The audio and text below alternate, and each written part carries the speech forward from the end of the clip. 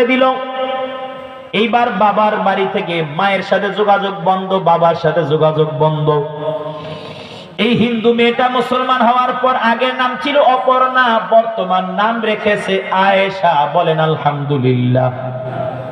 আয়েশা নাম রাইখা মেয়েটা বাহিরে দাঁড়ায় আছে বারান্দায়, চোখের পানি ফেলে আমাকে বলে, হুজুর আমি বড় আশা নিয়ে মুসলমান হয়েছিলাম, মা ছাইরা দিছি,